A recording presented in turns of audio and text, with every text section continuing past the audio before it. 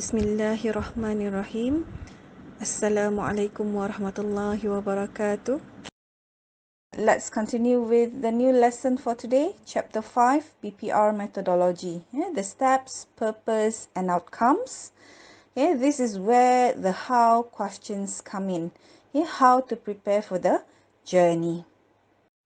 Alright, after knowing where you are at the first place, what are the issues, the problem? Is there any warning sign? You have to light the way. After lighting the way, you know where you are going. Alright, and then do not walk alone. And then right now you have to prepare for the journey, in which usually the business re-engineers, they use a methodology to guide their way in achieving those vision, mission, and goals of the organization that has been designed earlier. Alright, a well-structured methodology enables the business re-engineering team to plan, to track the activities, to measure the project achievements, what have been achieved, what has not been achieved, all right, and then to define deliverables and outcomes, to accurately estimate project costs throughout the life of a project. Therefore, this chapter will describe the methodology for a successful re-engineering projects, as without methodology you may never get where you want to go. First of all, we all must understand that there are key decision points in every business engineering effort. It's about how to collect and organize the information required for decision making, the strategies, the tactics required to make the most appropriate decision. Therefore, we have 5 decision points in BPR project, and we're gonna take a look at these 8 key decision points one by one, including the explanation on each. All right, the purpose, the outcome, and the key activities.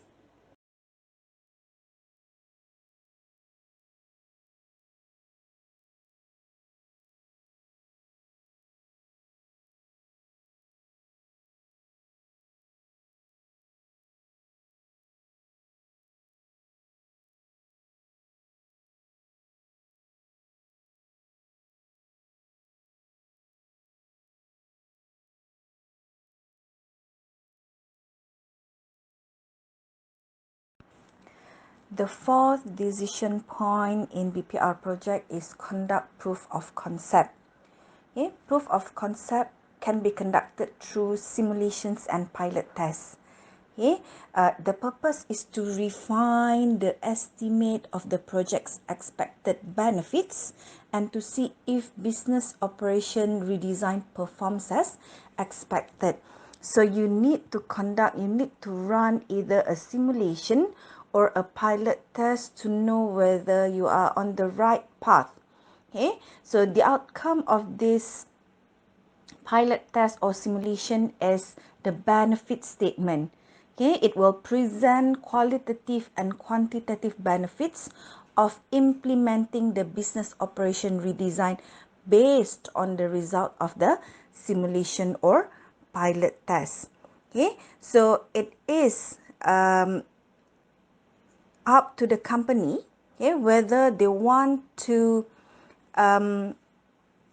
perform either simulation or the pilot test, or should they perform both. It is depending on their financial status, and any other aspects related to the implementation of the project. If the company choose simulation to conduct proof of concept, they need to answer few questions.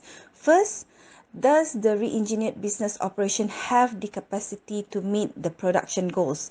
Second, are there any hidden bottlenecks or any other problems that must be fixed during the implementation, all right, or before the implementation? Third, does the re-engineered operation cost less? How much less? Does it generate more revenue? And the last question, does it handle all types of transaction, including the exception and error processing, effectiveness? Okay, so you need to answer these few questions. As compared to pilot tests, the simulation will take just about few weeks. All right, pilot test will take about 3 to 6 months. Okay, it is just like an actual test, but it is done before or at the same time of or after the implementation. All right, so depending on the situation, depending on the current status of the company itself. Okay, if they want to conduct the pilot test before, they need to know whether it will delay the whole project or not. But usually, what they did is they will do this pilot test after the implementation. All right, to avoid the significant delays in the project. But this pilot test will be conducted in a small scale environment. They will run the pilot test on maybe few units in the organization or only one branch, for example. Okay, and then it will be run for a limited amount of time. Let's say for 1 to 3 months. All right, and involve a limited number of people. And next, we'll take a look at the benefits of pilot testing. There are 7 benefits of pilot testing. First, actual as opposed to estimated proof of benefits. Okay, as pilot test is just like the actual test, the actual implementation. All right, so it will provide the same information, the same proof as provided by the actual implementation, but it is in a small scale. Second, experiences that teach people how to ensure orderly change and avoid mistakes during implementation. All right, so as it is actually the imitation, just like an imitation of the actual implementation. So this pilot test will give you the exposure, the experiences on the mistakes that you can avoid during the implementation stage. All right. Third, training materials, job structuring, and business practices testing. So you have conducted the training, you have the same materials, the job structuring, and so on. Fourth, refinement to processes, business policies, and practices based upon actual use. So during this pilot test, you may do the refinement. All right, you may see if the business operation redesign performs as expected, and you can change it here accordingly. Okay, fifth, cultural change experience. So expectations and resistance to change can be addressed during full scale implementation. So you know already what are the challenges, what are the negative feedback from the employees in the organization regarding the changes, so you can cater to the problem, right? Sixth, organization awareness building. All right, so here in which people are given the awareness prior to the implementation of the actual project.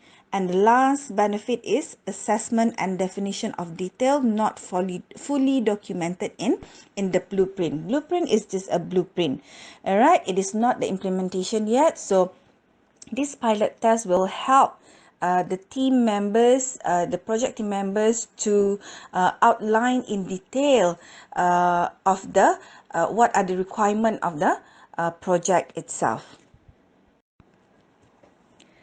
There are 3 key activities for this step 4 conduct proof of concept.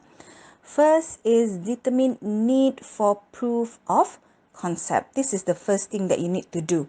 Okay, you need to conduct a proof of concept test, okay, when a few conditions exist. All right, if you look at the textbook on page 132, there are 5 kinds of conditions. Okay, so if these kinds of condition exist, all right, you need to determine the need for proof of concept. First, executives are reluctant to allocate funds without hard data to guarantee expected benefits. That's why we need to conduct the pilot test. We need to conduct the simulation so that these executives, they can see what are the expected benefits that they want to invest, that they want to give us that funding.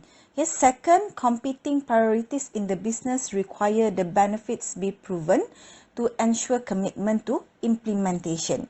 If it is proven, the benefits is proven, it is people can see the benefits of the implementation of that particular project. So you will gain the commitment among the team members, among the employees in the organization. Okay, third, the re-engineering blueprint is sufficiently radical to require feasibility testing to define the types, intensity, and extent of communication programs, education and training, and change management support required for implementation. Fourth, initial cost estimates for implementation require a second look at the blueprint to ensure benefits will justify upfront retooling and conversion costs. Okay, if it is related to costing funding, it is very important for the organization to look at this proof of concept so that you will give them that belief, that trust in the project success. And the last one is there is a history of project failures due to unrealistic expectations of what can work and be accepted within the organization. Because of this history, they need to look at the pilot test simulation, whether this pilot test or simulation or both provide benefits of the implementation of the actual project.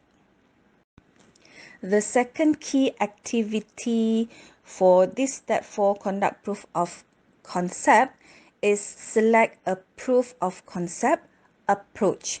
How to do it? Okay, the approach. All right. Is it a simulation or a pilot test? So you need to choose, or is it both? All right. If a proof of concept test is required, so you need to determine either you want to choose simulation, pilot test, or both. As I've mentioned earlier, simulation is appropriate where time is limited. You just need few weeks. All right. A simulator can be rented or purchased. And accurate data is available from the current environment. Simulation. Okay, you will do simulation just like an airplane simulation. So you do simulation prior to the implementation. All right, and then a pilot test is appropriate if there is sufficient time. If you have ample time to do it just before the actual implementation, or you need to do it after the implementation, or just as parallel as the implementation. People mistrust simulation data. So if people mistrust simulation data, so you need to conduct a pilot test, because pilot test is just like an actual test. You test the same unit, for example, you test the department itself, you test the employees in the organization, or organizational response to the re-engineering implementation necessitates measurement and analysis. So you need a pilot test if they need this information. As for the pilot test, you have few requirements as well. 5 requirements to be exact. First, Scope of the pilot test. This includes selecting the business processes, practices to be tested, identify the products, services, related transactions, customers, organization units, and many more. Second, preparation of the test site. Okay, so you need to obtain the commitment of line business people, preparing materials, conducting training, and many more. Third, time frames of the test. So you need to provide the duration. Fourth, measurements to use during the pilot test. Okay, this includes the measurement itself, the collection process, and then the frequency, the start date for the collection, and last is resources preparation, tasks and assignments, how to implement and monitor the test. The fourth key activity is conduct the proof of concept test. So once you have determined the need for proof of concept, you have select a proof of concept approach, either it is the simulation or pilot test or both. Okay, and then you have developed proof of concept requirements and plan. Now you need to conduct the test. Okay, so this includes collecting data and analyzing results of the pilot test or simulation. Okay, and the last key activity is produce the benefits statement. Okay, so at the end of the simulation or the pilot test itself, you have to analyze the results, okay, come out with a document, okay, and then you create the benefit statements, and then this benefit statement will be used to communicate to those top management executives, okay, about the benefits of the implementation of the project. And the last key activity for this step is develop proof of concept requirements and plan. Okay, so for simulation tests, okay, you need to define few requirements. Okay, there are 3 requirements for simulation. First, data required to run the simulation. So you need data, okay, to run for the simulation. They give an example of current processes, triggers, flows and dependencies, organization locations, job assignments and labor rates, transaction types, volumes and many more. Okay, so you need to gather data.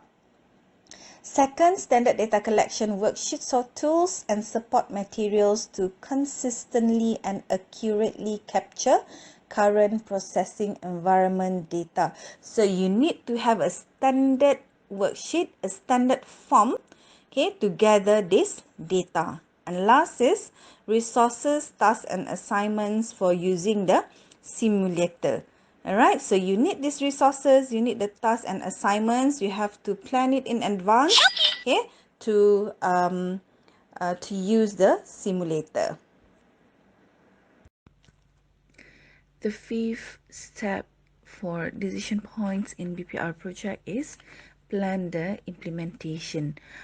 After you have done with all 4 steps of the decision points in BPR project, which are framing the project, the second is creating vision, values and goals, third, redesign business operation, fourth, conduct proof of concept, and we have the fifth step, which is plan the implementation. Implementation requires careful planning, as it is not as easy as when we develop the blueprint. Okay? Although the blueprint for radical change can be created quickly, however, the change itself, the radical changes itself, the implementation itself takes much more time as what we have anticipated.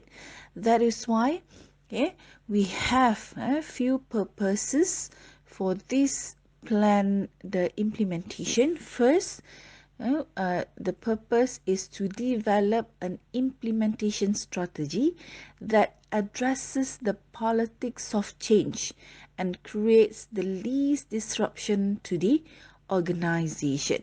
Okay, so we should have this implementation strategy to help us, okay, to cater the politics of change and to create the least disruption to the organization.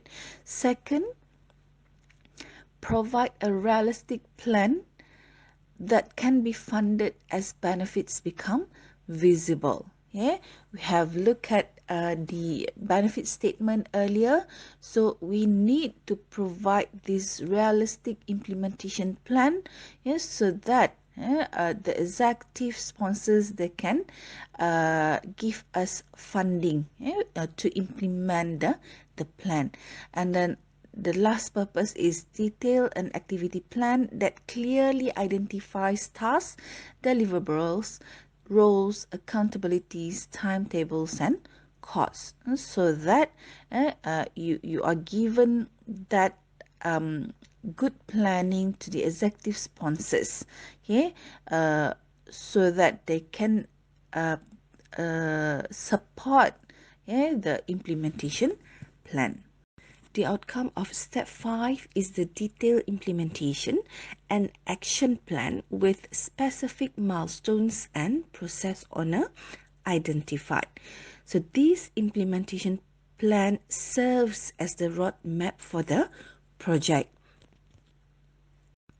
So you may introduce the implementation phase in the following manner as stated on page 138 in the textbook. First, organization and implementation team structure and roles. So you need to outline the roles of everyone in the project team.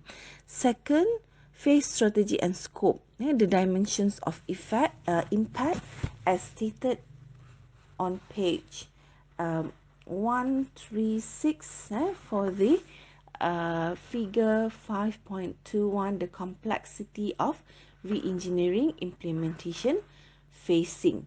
All right, so what are the complexity of the implementation that you need to highlight?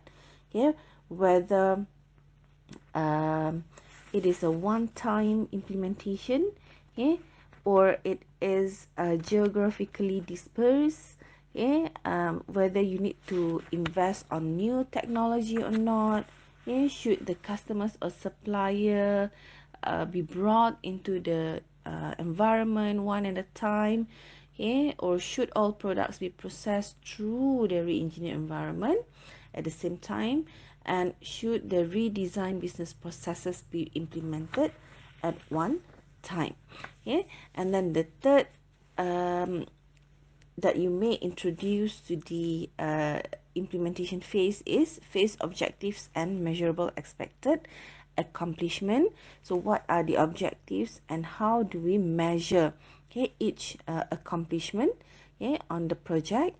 And then we have risk factors to be mitigated during implementation. So you need to look at what are among the risk factors, okay, total resource requirements and costs, okay, and then we have to face to introduce the expected return of it on investment, the ROI, okay, and then lastly schedule and timeline for all activities. Okay, so this is the phases, the implementation phases that can be introduced, okay, in this implementation plan. Okay, among the key activities in step 5, first is to prepare for the implementation planning session. So you need to define the content of the session structure and logistical arrangement. After preparing for the implementation planning session, you need to conduct the implementation planning session. Okay, it should be conducted within a small group of not more than 10 people. It should be within 8 to 10 people only. So you need to gather the project team and advisory expert, okay, to develop and reach consensus on the implementation plan. Third, after you have discussed on the implementation plan, okay, you need to document the implementation plan. And lastly, you need to validate the implementation plan, okay, make any necessary refinements to the implementation plan before it's being published, okay, and presented to the executive sponsors to obtain funding approval. The 6 decision points in BPR project is get implementation approval. Okay, to get the funding and resources to begin blueprint implementation. In getting the funding approval, it takes time. Okay, they are not automatic. If the first 5 steps of this methodology are performed correctly and the politics are properly managed, this step should be relatively straightforward. Okay, so you have to plan for it. Plan to get the implementation approval. You have to detail out what's necessary to get the approval of the funding. Okay, so the outcome of this implementation approval is the funded resource request. Okay, it should include at a minimum the necessary human resources for the implementation activities, so that it can support the implementation plan, facilities and equipment to implement the plan, and direct budget for external consulting, training, and so on and so forth. In getting the funding approval from the top management, the resources approval from the top management, it needs few weeks, all right, for them to approve, or it might take several months for the top management, for the executive sponsors to approve it. That is why we need to perform all 5 steps, the first 5 steps correctly, so that it will not take very much of your time to wait for the funding approval. So there are 2 activities. For step 6, there are 2 key activities. First is developing the approval process strategy. You should present the benefits of the implementation plan, the G's of the implementation plan. Make sure it is meaningful to the audience, to the executive sponsors, to the top management. You have to have that credibility to present in front of them, to gain their trust on the implementation plan success.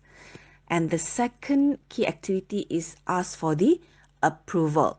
Okay, so the outcome of the formal presentation should be approval to proceed with the implementation as defined in the implementation plan.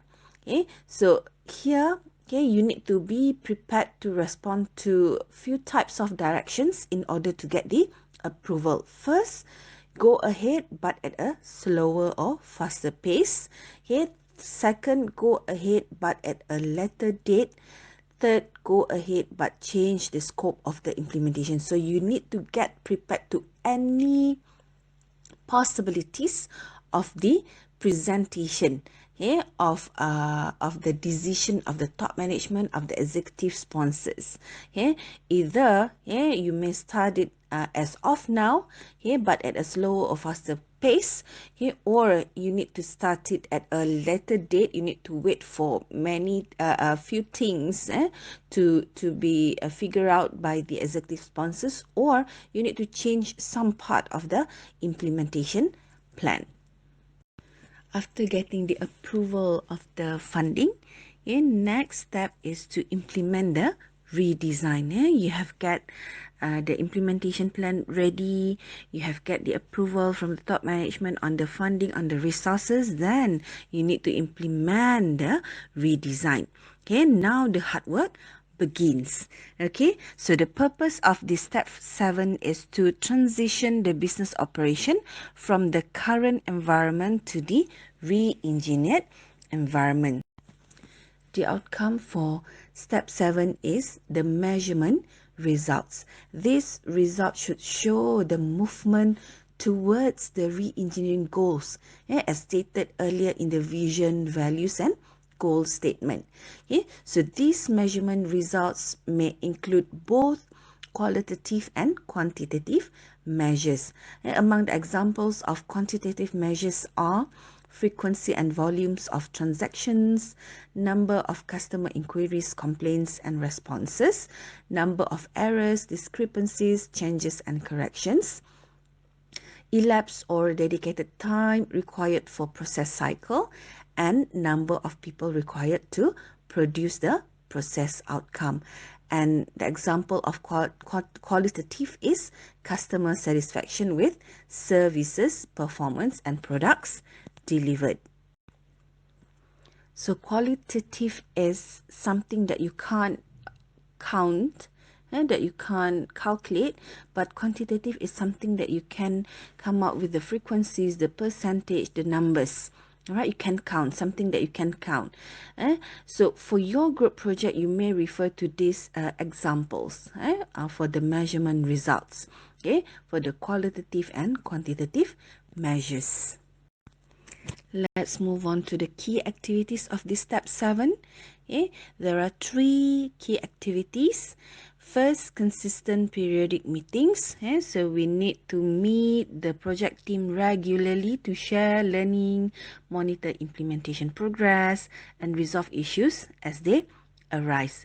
So you have to meet them, to meet the team regularly, so that we can update each other, okay, on the implementation progress, on any issues that may arise, to solve those issues.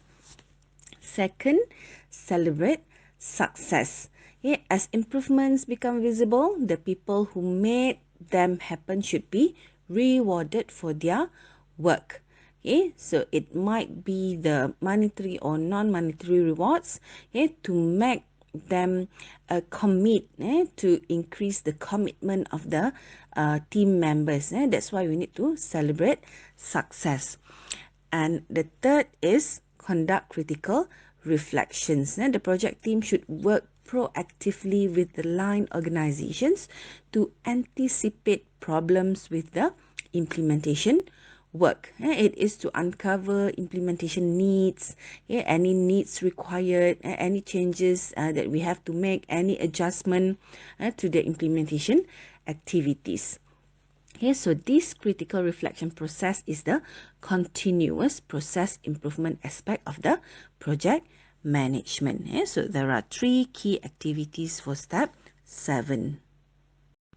Finally, we have come to an end of the decision point in BPR project, which is transition to a continuous improvement state. So after we have implement the plan, after we have get the funding, and then we have implement the redesign. So here is to bring closure to project team activities and have line organizations continue to improve the re-engineered environment. Okay, this is when the re-engineering ends and the continuous improvement begins. The outcome of this last step is to have a continually improved performance through improved process, reducing unproductive activities, and increasing customer satisfaction. Okay, whether it is finding a way to reduce the production cycle or adding a customer request feature without increasing production costs, people can become improvement focused if they are rewarded for it, and much more importantly, if they are given the support and power to do it. Okay, so when this happens, the culture is truly transformed into a learning organization. There are 5 key activities for this last step. First is measuring outcome production directly and continuously. So you have to measure from time to time the implementation that you have conducted. Second, analyzing the feedback from the measurements, the measurement results that we have earlier. Okay, so we need to analyze the feedback from the team members, the feedback from the employees in the organization. So we need to measure whether whatever that has been planned earlier is to what we anticipated. Okay, third, creating corrective or improvement actions and testing them. Okay, after getting the feedback, we need to correct or improve the actions and test them one more time. Fourth, rewarding success with improvements. Okay, you need to reward the employees to gain the commitment, reward the team members to gain the commitment. Okay, and then lastly, transferring the learning to the rest of the organization. After you have successfully conducted everything, okay, then it is actually the truly transform the organization into a learning organization. You have successfully implemented the new the redesign implementation plan. That's the end of this chapter 5, BPR Methodology, Steps, Purpose and Outcomes, how to prepare for the journey. Okay, let me summarize briefly what I have said previously on these 8 decision points in BPR project. There are 8 decision points. First, framing the project. Second is creating vision, values and goals. Third, redesign business operation. Fourth,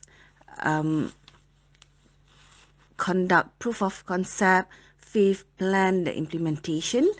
Six, get implementation approval. Seven, implement the redesign. And lastly, transition to a continuous improvement environment.